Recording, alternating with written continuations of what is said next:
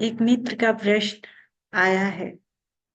वो पूछते हैं, मेरे जीवन में बहुत सारी परेशानियां अभी चल रही है कि कभी कभी ऐसा मन होता है कि मैं आत्महत्या कर लूं। बहुत सारे समस्याएं हैं। उस समस्याओं का समाधान क्या है? ऐसे तो देखा जाए तो कोई ऐसा व्यक्ति नहीं है जिसके जीवन में परेशानियां नहीं है। परेशानियां आती है तो समाधान भी आते हैं, लेकिन समाधान हमें ढूंढने पड़ते हैं। अब जैसा कि उनका कहना है कि मैं परेशानियों से इतना घिर चुका हूं कि आत्महत्या करने तक का भी मन बन जाता है। आज मैं एक कहानी सुन रही थी। मुझे उस समय उनका ये प्रश्न याद आ गया। उन्हीं के प्रश्नों पर ये कहानी बैठता है।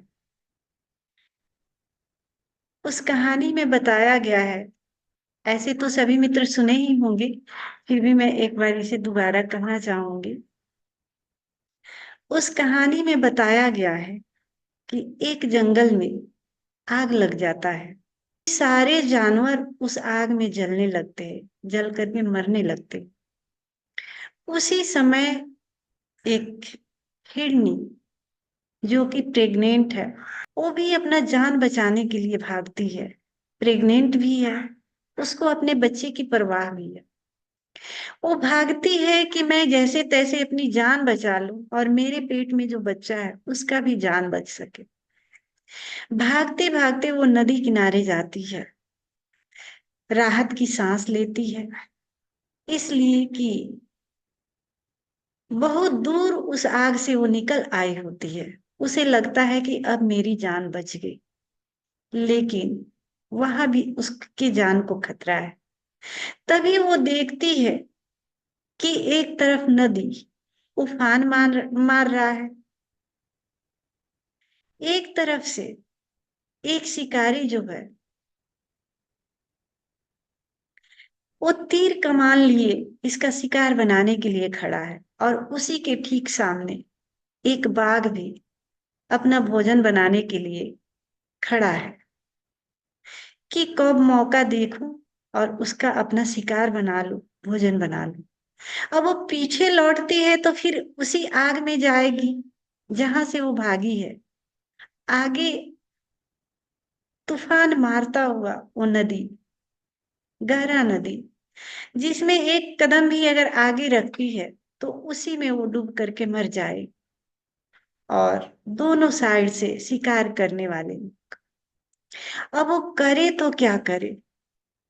द्वंद में पड़ जाती है कि करूं तो क्या करूं, क्योंकि चारों तरफ से अब मौत घिर चुका है। कहीं भी भागने का अब रास्ता नहीं है। कहीं भी जाती हूँ सामने मौत खड़ा है। अब क्या करूं?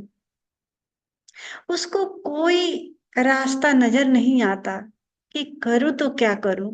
और उसी समय उसका प्रसव पीड़ा जो है शुरू हो जाता है। वो बच्चे का, वो बच्चे को जन्म देने वाली होती है। अब वो भी सिचुएशन एक बन जाता है। उस सिचुएशन में अब न भाग सकती है, न इधर जा सकती है, न उधर जा सकती है, न उधर जा सकती है। अब उस सिचुएशन में क्या करे?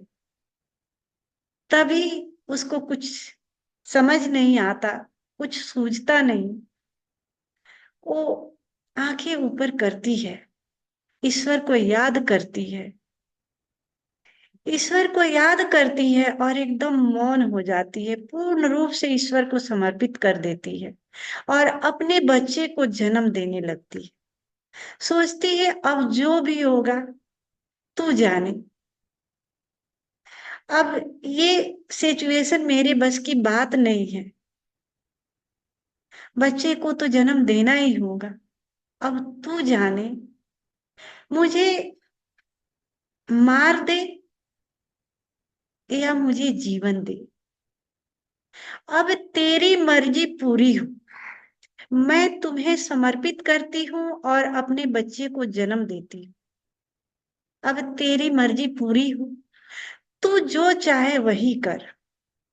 और वो मौन हो जाती है, प्रेम पूर्ण अपने बच्चे को जन्म देने लगती है। तभी जंगल में जो आग लगा होता है, उसका एक चिंगारी उड़ करके, जो तीर लिए एकदम निशाने पर खड़ा है, शिकारी उसे तीर छूटने ही वाला है, उसी समय एंड टाइम पर वो आकर के चिंगारी उससे शिकारी के आंखों में पड़ता है, और आंखों में पड़ने के वजह से उसका तीर जो है, उसका निशाना जो है, चुक जाता है, और वो तीर जाकर के उस बाघ की आंखों में लग जाता है। निशाना चुकता है, बाघ की आंखों में लग जाता है, और वो बाघ वहीं घायल हो जाता है। और इधर ये जो शिकारी है, इसके आंखों में वो जो अग्नि का जो आकर के कण पड़ा हुआ है, उससे वो तिलमिला जाता है, वहीं बेहोश होकर के गिर जाता है। तभी हल्की फुल्की बूंदाबांदी होने लगती है, बारिश होने लगता है, और बारिश की वजह से वो जंगल का आग बुझ जाता है। और उसी सुनहरे मौसम में वो जो हिरनी है, अपने बच्चे को जन्म देती है। जन्म देने के बाद आंखें खोलती है, देखती है कि इधर शिकारी मरा पड़ा है, और इधर ये जो बाघ है ये भी मरा पड़ा है। जंगल का आग बुझ चुका है। यानी ये कहानी हमें ये बताती है कि जब हमारे पास समस्याएं आती है, समस्याओं से हम जब घिर जाते हैं, चारों तरफ से जब हम घिर जाते हैं, हमें कोई रास्ता नहीं सूझता कि हम करें तो क्या करें। अब क्या करें? लगता है कि अब मरने के सिवाय कोई रास्ता नहीं है, शायद आत्महत्या कर लूं, मौत ही रास्ता है। लेकिन नहीं, उस समय एक और रास्ता है, ऊपर वाले को याद करना और मौन हो जाना। जब हम ऊपर वाले को याद करते हैं, पूर्ण रूप से स्वयं को समर्पित कर देते हैं कि अब तेरी मर्जी पूरी हो, मुझे कोई रास्ता नहीं दिखता, तू मुझे गाइड कर, मेरे चारों तरफ अंधेरा ही अंधेरा है, मैं चारों तरफ से घिर चुका हूं समस्याओं से, अंधेरा ही अंधेरा है, कुछ नहीं सूझ रहा, मैं क्या करूं? अब तेरी मर्जी पूरी हो, तू मुझे उबारे या डुबाए, तेरी मर्जी पूरी हो। उस समय जब हम मौन होते हैं, ईश्वर को याद करते हैं, उसी समय हमारे भीतर से ईश्वर गाइड करता है। डायरेक्ट वो गाइडेंस नहीं मिलती, कहते हैं ना आकाशवाणी। आकाशवाणी यानी क्या? आकाशवाणी का मतलब होता है कि ईश्वर डायरेक्ट हमारे माध्यम से बोलता है, उस मौन में बोलता है कि अब हमें क्या करना चाहिए। उस समय उस मौन में ईश्वर की वाणी हमारे भीतर से आती है कि हमें क्या करना चाहिए, और उस आवाज को जब हम पकड़ करके चलते हैं, उस आवाज के माध्यम से हम अपना रास्ता स्वयं ढूंढते हैं, फिर रास्ता हमें मिलने लगता है कि हमें क्या करना चाहिए। क्योंकि उस समय हम डायरेक्ट ईश्वर से जुड़ जाते हैं, कनेक्ट हो जाते हैं, और ईश्वर हमारे माध्यम से हमें ही गाइड करता है, हमारे माध्यम से हमें ही गाइड करता है। कहते हैं ना भीतर की आवाज, वही है ईश्वर की आवाज। ईश्वर हमेशा हमें गाइड करता है, लेकिन हम अपने विचारों में इतना उलझ गए होते हैं, परेशानियों में इतना उलझ गए होते हैं कि ईश्वर के आवाज को भी हम सुन नहीं पाते। सुनने के लिए भी हमें अपने वाणी को विराम देने होंगे, विचारों को विराम देने होंगे, मौन में उतरने होंगे।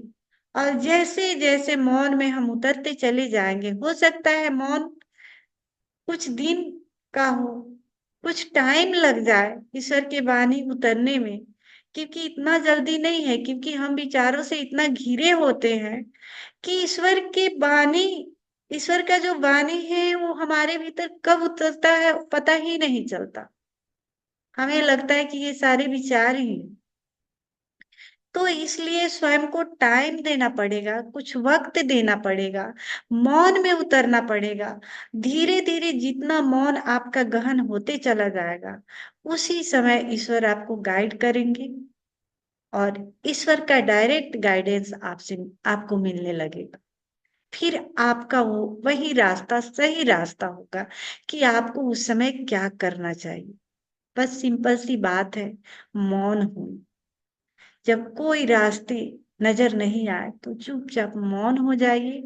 न किसी से लड़ाइयां करने की जरूरत है, न झगड़ने की जरूरत है, न परेशान होने की जरूरत है। बस एक ही काम करने की जरूरत है, मौन हो जाना। रास्ता अपने आप मिल जाएगा।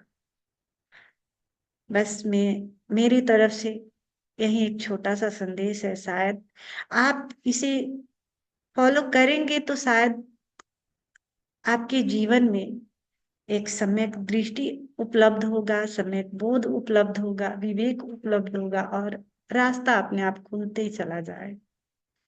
तो आइए इसी भाव दशा के साथ हम इस ध्यान में प्रवेश करते हैं।